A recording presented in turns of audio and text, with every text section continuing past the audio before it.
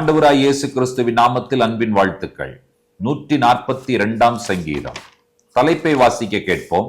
தாவீது கெபியில் இருக்கும் போது பண்ணின விண்ணப்பமாகிய மஸ்கீல் என்னும் சங்கீதம். கெபி என்று சொன்னால் குகை. குகையில் இருந்த பொழுது அவர் ஒரு மன்றாட்டை ஏறெடுக்கிறார். இந்த சங்கீதத்தை மஸ்கீல் என்று சொல்லி சொல்லுகிறார். அதனுடைய அந்த மஸ்கீல் என்கிறதான எபிரேய வார்த்தைக்கான பொருள் என்னவென்று சொன்னால் இன்ஸ்ட்ரக்ஷன், அதாவது அறிவுரைகள் என்று சொல்லப்படுகிறது. இந்த ஜெபத்தை ஒரு போதனையாக, ஒரு அறிவுரையாக அவர் சொல்ல வருகிறார். அதை ஒரு பாடலாக பாடியிருக்கிறார். என்ன அறிவுரை? எப்படிப்பட்ட அறிவுரை? அவர் குகையில் இருந்தார். அந்த குகைக்குள்ளாக கர்த்தர் நல்ல பாடங்களை அவருக்கு கற்றுக் கொடுத்திருக்கிறார். அந்த குகையிலே அவர் கற்றுக்கொண்ட, முழங்காலில் நின்று கற்றுக்கொண்ட அந்த பாடங்களை மற்றவர்களும் கற்றுக்கொள்ள வேண்டும் என்று சொல்லி அவர் விரும்பியபடியால் இந்த சங்கீதத்தை அவர் எழுதுகிறார். குகை என்று சொல்லும் பொழுது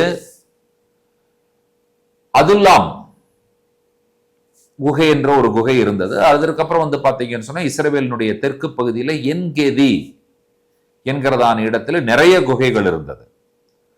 1 சாமுவேல் 22:1 அதுல்லாம் குகையை பற்றி படிக்கிறோம். 1 சாமுவேல் 24:1 என்கேதி குகைகளை பற்றி படிக்கிறோம். ஆனால் இவர் எந்த குகையில் இருந்திருக்க வாய்ப்பு என்று சொல்லி வேத அறிஞர்கள் சொல்லுகிறார்கள் என்றால் அதுல்லாம் குகையை பற்றித்தான் சொல்லுகிறார்கள். ஆகையினாலே இந்த சங்கீதத்தை பொறுத்தவரை குகையில் இருந்த பொழுது அவர் பட்ட பாடங்கள், அவர் கற்றுக்கொண்ட பாடங்களை போதனையாக நமக்கு சொல்லிக் கொடுப்பதுதான் இந்த சங்கீதம் என்பதை நாம் அறிந்திருக்கிறோம். வாருங்கள், சங்கீதக்காரன் நமக்கு சொல்லுகிற போதனைகளை நாம் பார்ப்போம், போதனைகளை நாம் கற்றுக்கொள்ளலாம். 1வது வசனம். கர்த்தரை நோக்கி சத்தமிட்டு கூப்பிடுகிறேன், கர்த்தரை நோக்கி சத்தமிட்டு கெஞ்சுகிறேன். இது முழுவதும் விண்ணப்பம் தான். அவர் கற்றுக் கொடுக்கிற பாடம் என்ன? நாம் கர்த்தரை நோக்கி கெஞ்ச வேண்டும், சத்தமிட்டு கெஞ்ச வேண்டும், சத்தமிட்டு கூப்பிட வேண்டும். அடுத்ததாக 2வது வசனத்தில் அவர் நமக்கு கற்றுக் கொடுக்கும் பாடம், என் சஞ்சலத்தை அவருக்கு முன்பாக ஊற்றுகிறேன். நாமும் என்ன செய்ய வேண்டும் என்று சொன்னால் நம்முடைய சஞ்சலத்தை எல்லாம் ஆண்டவருக்கு முன்பாக ஊற்ற வேண்டும். அடுத்தது, நாம் எப்படிப்பட்ட நெருக்கத்தில் இருக்கிறேன் என்பதை அறிக்கையிடுகிறேன். நமக்கு என்ன சொல்லுகிறார் என்று சொன்னால் நம்முடைய நெருக்கம் பிரிசைஸா அதை கரெக்டா சொல்லணும், எக்ஸாக்டா. இப்படிப்பட்ட நெருக்கத்தில் நான் இருக்கிறேன் ஆண்டவரே என்கிற தகவலை ஆண்டவரிடத்துல சொல்ல வேண்டும்.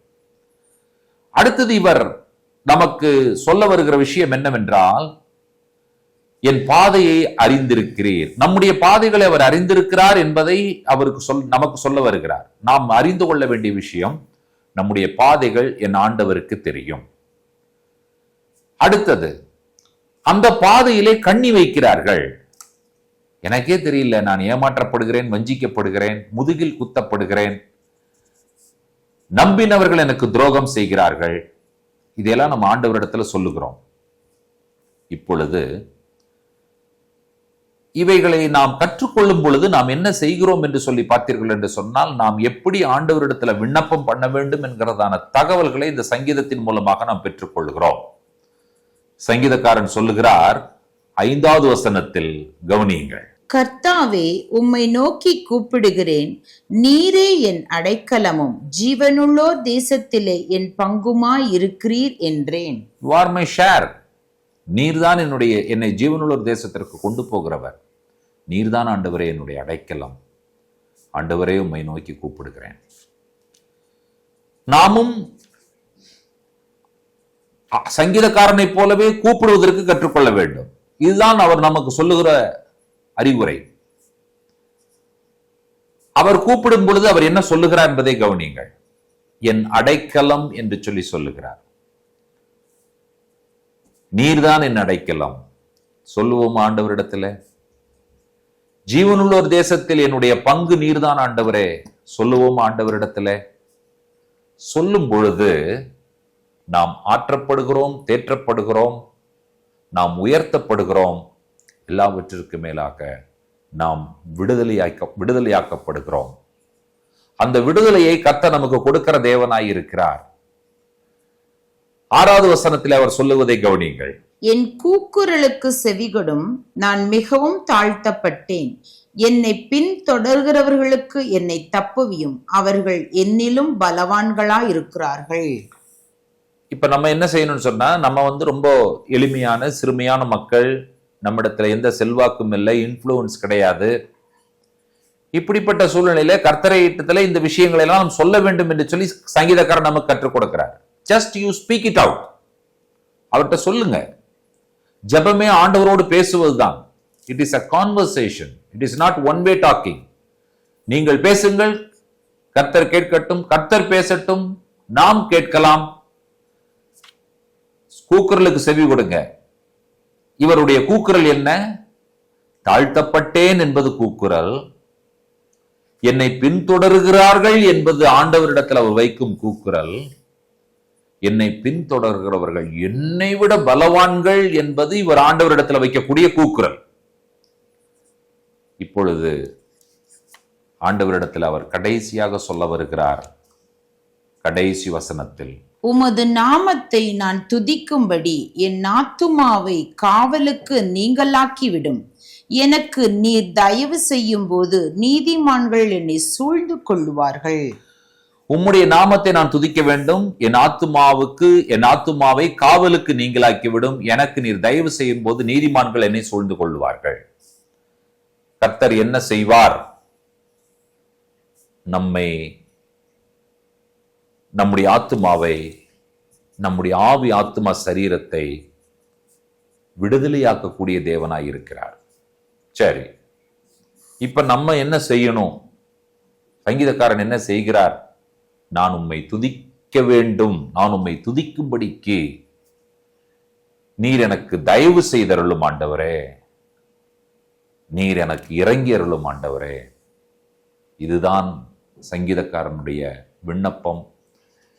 இதில் உள்ள போதனைகளை நாம் கற்றுக்கொள்கிறோம்.